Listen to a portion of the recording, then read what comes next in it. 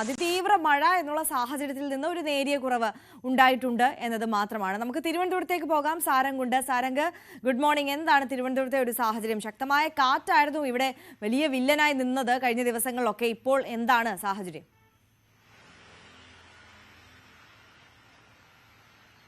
നിലവിൽ തിരുവനന്തപുരം നഗരത്തിൽ മഴ തുടരുകയാണ്. നമുക്ക് ദൃശ്യങ്ങളിൽ കാണുന്ന പോലെ തന്നെ കഴിഞ്ഞ രാത്രി ഉണ്ടായ മഴയിലും കാറ്റിലും പല ഭാഗങ്ങളിലും തിരുവനന്തപുരം നഗരപരിധിയിൽ മാത്രം 15ഓളം ഭാഗങ്ങളിൽ മഴ കാറ്റ് ശക്തമായി വീശിയിട്ട് പല ഭാഗങ്ങളിൽ നാശനഷ്ടങ്ങൾ ഉണ്ടായിരുന്നു. അതുപോലെ തന്നെ പല വീടുകളും ചില വീടുകൾ പൂർണ്ണമായും ചിലത് ഭാഗികമായും തകർന്ന ഒരു സാഹചര്യം ഉണ്ടായിരുന്നു. വീട്ടുകാരും മറ്റും കുടുംബാംഗങ്ങളും മറ്റും അത്ഭുതകരമായി മാത്രമാണ് രക്ഷപ്പെട്ടത്. ആളപായം ഇല്ലാതിരുന്നത് ഭാഗ്യം കൊണ്ട് മാത്രമെന്ന് പറയാം. പക്ഷേ നഗരപരിധിയിൽ ഉണ്ടായുള്ള മറ്റൊരു പ്രശ്നം എന്ന് വെച്ചാൽ 4ഓളം ഹോർഡിംഗ്സുകൾ തകർന്നിട്ടുണ്ട്. നമ്മൾ ആ ദൃശ്യങ്ങളിൽ കാണുന്നത് പോലെ തന്നെ എന്റെ പുറകിൽ കാണുന്ന ഈ പട്ടത്ത് കാണുന്ന ഈ ഹോർഡിംഗ്സ് പകുതി തകർന്ന നിലയാണ്. ഇതിപ്പോൾ പൂർണ്ണമായും തകരാത്തത് ക്രെയിനിലേക്ക് കയറ് ഉപയോഗിച്ച് വലിച്ചു കെട്ടി നിർത്തിയിരിക്കുകയാണ്. ഇതേപോലെ 4ഓളം ഹോർഡിംഗ്സുകൾ ഇത് ഭാഗികമായി തകർന്നാണെങ്കിൽ മറ്റ് ഹോർഡിംഗ്സുകൾ പൂർണ്ണമായും തകർന്നിട്ടുണ്ട്. ഇത് ആളപായവും മറ്റും ഇല്ലാതിരുന്നത് ഭാഗ്യം കൊണ്ട് മാത്രമെന്ന് പറയാൻ പറ്റുള്ളൂ. കാരണം നഗരത്തിലെ പ്രധാന ഭാഗങ്ങളിലായിരിക്കും ഇത്തരം ഹോർഡിംഗ്സുകളും മറ്റും സ്ഥാപിച്ചിട്ടുണ്ടാവുക. ഇവ പല ശക്തമായ കാറ്റിൽ 50-60 കിലോമീറ്റർ വേഗതയിൽ വീശുന്ന ശക്തമായ കാറ്റിൽ തകർന്ന കാഴ്ചയാണ് പല ഭാഗങ്ങളിലും ഉണ്ടായിരുന്നത്. അതേപോലെ തന്നെ നഗരത്തിൽ പല ഭാഗങ്ങളിലും മരം കടപുഴകി വീണ് ഗതാഗത തടസ്സവും അതേപോലെ തന്നെ വൈദ്യുതി ബന്ധം വിച്ഛേദിക്കപ്പെടുന്ന പ്രശ്നങ്ങളും മറ്റും തുടർച്ചയായി കഴിഞ്ഞ ദിവസങ്ങളിലും അതിന് മുന്നത്തെ ദിവസങ്ങളിലും എല്ലാം ഉള്ളതുപോലെ തന്നെ കഴിഞ്ഞ ദിവസം രാത്രിയും ഇതേപോലെ തന്നെ മരങ്ങൾ കടപുഴകി വീണിട്ടുള്ള പ്രശ്നങ്ങൾ ഉണ്ടായിരുന്നു.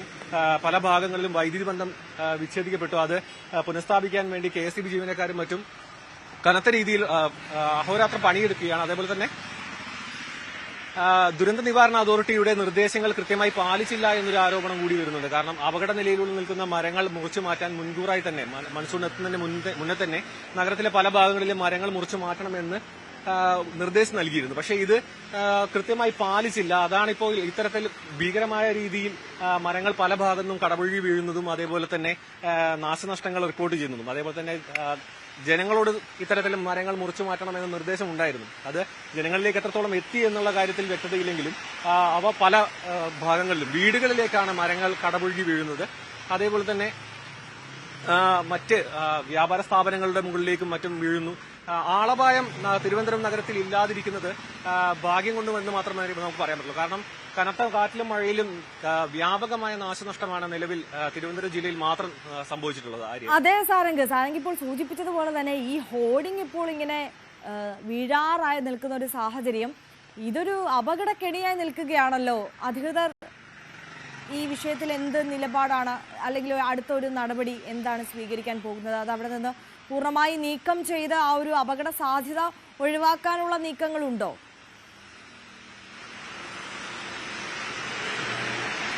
നിലവിൽ നമുക്ക് ദൃശ്യങ്ങൾ കാണുന്ന പോലെ തന്നെ ഒരു വലിയ കൂറ്റൻ ക്രെയിന് കൊണ്ടുവന്ന് കയറുപയോഗിച്ച് കെട്ടി നിർത്തിയിട്ടുണ്ട്. അതായത് ഇത് ഭാഗികമായി തകർന്നതിനാൽ പൂർണ്ണമായി നിലംപതിക്കാതിരിക്കാൻ വേണ്ടിയിട്ട് ക്രെയിൻ ഉപയോഗിച്ച് കെട്ടി നിർത്തിയിട്ടുണ്ട്. ഇതിനി മഴ കുറയുന്നതനുസരിച്ച് പൊളിച്ചു നീക്കാനുള്ള നീക്കമാണ് ഇനി അധികൃതരുടെ ഭാഗത്തു നിന്നുണ്ടാകുന്നത്. ഇത് നമുക്കറിയാം, ഇത് ഗവൺമെന്റ് പട്ടം സ്കൂളിന് സമീപത്താണ് ഈ ഒരു ഹോർഡിംഗ്സ്. അടുത്ത ആഴ്ച സ്കൂൾ തുറക്കുകയാണ്. വിദ്യാർത്ഥികളും മറ്റും ഈ വഴികളൊക്കെ സഞ്ചരിക്കുന്ന വഴികളാണ്.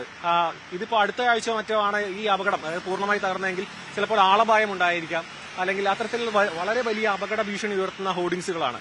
എന്താണെന്ന് വെച്ചാൽ നമ്മൾ വിചാരിക്കുന്നതിലും കൂടുതൽ ശക്തമായ കാറ്റ് വീശിയതാണ് ഇവ ഭാഗികമായും പൂർണ്ണമായും തകരാൻ കാരണം. മാത്രമല്ല ഇതിന്റെ കാലപ്പഴക്കം നമുക്ക് കാണാം. പല ഭാഗങ്ങളും തുരുമ്പെടുത്തിട്ടുണ്ട്. അടിഭാഗത്തു നിന്നൊക്കെ ഇളകിയിട്ടാണ് കാറ്റിന്റെ ശക്തി മൂലം ഇളകിയാണ് വന്നിട്ടുള്ളത്. പലതും കാലപ്പഴക്കം. കാരണം ഇത്തരം ഹോർഡിംഗ്സുകൾ പ്രൈവറ്റ് കമ്പനികൾ സ്ഥാപിക്കുന്നതിന് ശേഷം മെയിന്റനൻസും മറ്റും നടത്തില്ല. അത് പിന്നെ കാലപ്പഴക്കം വന്ന് നശിക്കുക എന്നല്ലാതെ അതിന് കൃത്യമായ മാനദണ്ഡങ്ങളോ മോണിറ്ററിങ്ങോ കാര്യങ്ങളോ ഒന്നും തന്നെ ഉണ്ടാവുകയില്ല. അതായിരിക്കാം, അത് തന്നെയാണ് ഈ ഒരു അപകടത്തിലേക്ക് എത്തിയത്. നഗരത്തിന്റെ 15ഓളം ഭാഗങ്ങളിൽ 4ഓളം ഭാഗങ്ങളിൽ ഇത്തരത്തിലുള്ള അപകടങ്ങൾ ഉണ്ടായിട്ടുണ്ടെന്ന് പറയുമ്പോൾ ഇനിയും ഇത്തരത്തിലുള്ള അപകടങ്ങൾ വർദ്ധിക്കാനുള്ള സാധ്യതയുണ്ട്. അത് അധികൃതർ നീക്കം ചെയ്യുമെന്നാണ് നിലവിൽ ലഭിക്കുന്നത്. വേണ്ട ഒരു സാഹചര്യമാണ്. എന്തായാലും ഇതിപ്പോൾ പട്ടം സെന്റ് മേരീസ് സ്കൂളിന് സമീപമാണ് ഈ ഹോർഡിംഗ് ഇത്തരത്തിൽ അപകടകരമായ രീതിയിൽ നിലം പൊത്താറായ സാഹചര്യത്തിൽ നിലനിൽക്കുന്നത്.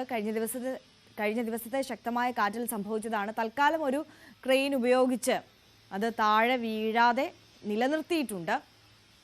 എന്തായാലും വരും മണിക്കൂറുകളിൽ ഒക്കെ ഏത് തരത്തിൽ ഇനി നടപടി ഈ വിഷയത്തിൽ സ്വീകരിക്കും എന്നുള്ളത് കണ്ടറിയാം.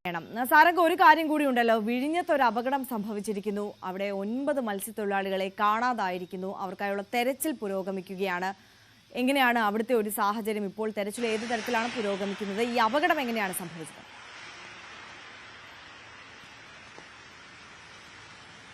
അപകടം നമുക്കറിയാം, മൺസൂൺ കനത്തതോടെ കടൽക്ഷോഭം വളരെയധികം വർദ്ധിച്ചിട്ടുണ്ട്. അതായത് കടലിൽ പോയി മത്സ്യബന്ധനം നടത്തരുന്ന ചില സമയങ്ങളിൽ നിർദ്ദേശങ്ങൾ നൽകിയിരുന്നു. അതുപോലെ തന്നെ ഇത്തരത്തിൽ ഉണ്ടായ കടൽക്ഷോഭത്തിന്റെ ഭാഗമായാണ് വള്ളം തകർന്ന് ഈ ഒരു അപകടം ഉണ്ടായത്. കഴിഞ്ഞ ദിവസം തന്നെ ഒരു തഥായൂസ് എന്ന് പറഞ്ഞ ഒരു മത്സ്യത്തൊഴിലാളിയെ മരണപ്പെട്ടിരുന്നു ഈ അപകടത്തിൽ. അവരുടെ മൃതദേഹം ലഭിച്ചിരുന്നു. മറ്റുള്ള മത്സ്യത്തൊഴിലാളികൾക്ക് വേണ്ടിയുള്ള തിരച്ചിൽ ഇപ്പോഴും തുടരുന്നു എന്നാണ് നമുക്ക് ലഭിക്കുന്ന വിവരം. മാത്രമല്ല ഇന്നലെ ഈ മത്സ്യത്തൊഴിലാളികൾ അപകടത്തിൽപ്പെട്ട ഭാഗത്തേക്ക് എത്തിയ ഫിഷറീസിന്റെ രക്ഷാപ്രവർത്തനത്തിൽ എത്തിയ ബോട്ട് ഇത്തരത്തിലൊരു യന്ത്ര തകരാറ് നേരിട്ടിരുന്നു. അങ്ങനെ പലവിധ പ്രശ്നങ്ങൾ നേരിടുന്നുണ്ട്. മാത്രമല്ല രക്ഷാപ്രവർത്തനം ഇതേ ഒരു കനത്ത കാലാവസ്ഥയിലാണ് നടക്കുന്നത്. അതുകൊണ്ട് തന്നെ അതിന്റേതായ വെല്ലുവിളികൾ നിലവിൽ ജീവനക്കാർ നേരിടുന്നുണ്ട് ഈ ഒരു പ്രശ്നത്തിൽ. തീർച്ചയായും സാരംഗാണ് വിവരങ്ങൾ പങ്കുവച്ചത്. വിഴിഞ്ഞത്ത് അപകടത്തിൽ 9 മത്സ്യത്തൊഴിലാളികളാണ് ഇപ്പോൾ കാണാതായിട്ടുള്ളത്. അവർക്കായുള്ള തെരച്ചിൽ പുരോഗമിക്കുന്നു എന്ന വാർത്ത കൂടി വരികയാണ്.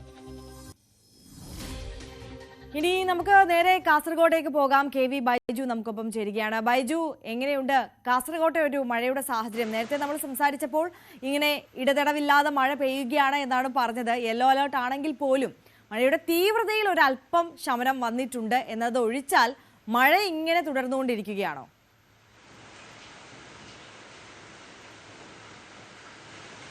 അതെ ആര്യ, അതായത് ഇന്ന് യെല്ലോ അലർട്ടാണ്. പക്ഷേ ഇന്നലത്തേതിനും മിനിഞ്ഞാന്നത്തേതിനും സമം, അതായത് റെഡ് അലർട്ട് നിലനിൽക്കുന്നതിന് സമാനമായ ഒരു സാഹചര്യം തന്നെയാണ് ഇപ്പോഴും ഉള്ളത്.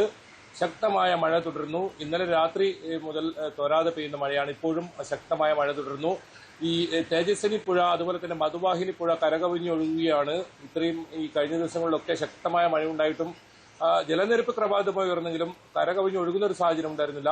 ഏതായാലും ഇന്ന് നമുക്കിപ്പോൾ ഏറ്റവും പുതുതായി ലഭിക്കുന്ന വിവരമനുസരിച്ച് ഈ പുഴകളെല്ലാം കരകവിഞ്ഞൊഴുകുകയാണ്. ഈ പ്രദേശത്തുള്ളവരെ ബന്ധുവീടുകളിലേക്ക് മാറ്റി പാർപ്പിക്കുകയാണ്. ഏതായാലും ദുരിതാശ്വാസ ക്യാമ്പുകൾ ആരംഭിച്ചിട്ടുണ്ടെങ്കിലും കൂടുതൽ ആളുകൾ ബന്ധുവീടുകളിലേക്കാണ് സാധാരണ ഈ കാലവർഷത്തിൽ മാറാറുള്ളത്. അത്തരം നടപടികളാണ് ഇപ്പോൾ നടക്കുന്നത്.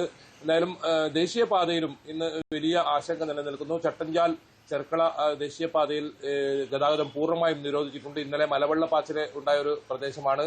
അതുപോലെ തന്നെ ഈ നേരത്തെ വലിയ ഗർത്തമൊക്കെ കണ്ടെത്തിയ സ്ഥലമാണ്. അതുകൊണ്ട് തന്നെയാണ് ഇതുവഴി അപകടം സാധ്യത മുൻനിർത്തി വാഹന ഗതാഗതം പൂർണ്ണമായും നിരോധിച്ചിരിക്കുന്നത്. എന്തായാലും ശക്തമായ കാറ്റാണ് ഇപ്പോൾ രാവിലെ മുതൽ തന്നെ അനുഭവപ്പെടുന്നത്. അതോടൊപ്പം തീരപ്രദേശങ്ങളിൽ ഉയർന്ന തിരമാല സാധ്യത മുന്നറിയിപ്പ് കൂടിയുണ്ട്. മത്സ്യത്തൊഴിലാളികൾ കടലിൽ ഇറങ്ങരുതെന്ന നിർദ്ദേശമുണ്ട്. എന്തായാലും യെല്ലോ അലർട്ടിന് ആണെങ്കിലും കാലാവസ്ഥയ്ക്ക് ഒരു മാറ്റവുമില്ല. വരും മണിക്കൂറുകളിലും ശക്തമായ മഴ ലഭിക്കുന്ന ഒരു സാഹചര്യം, അത്രത്തോളം ഇരുണ്ട ഒരു കാലാവസ്ഥ തന്നെയാണ് ഇന്നു മുതൽ നമുക്ക് കാണാൻ സാധിക്കുന്നത്. കാറ്റ് ഇടവിട്ട് വലിയ തോതിലുള്ള കാറ്റ് വരുന്നു. വരുന്ന മണിക്കൂറുകളിലും ശക്തമായ കാറ്റുണ്ടാകും എന്ന് തന്നെയാണ് കാലാവസ്ഥാ പ്രവചനം.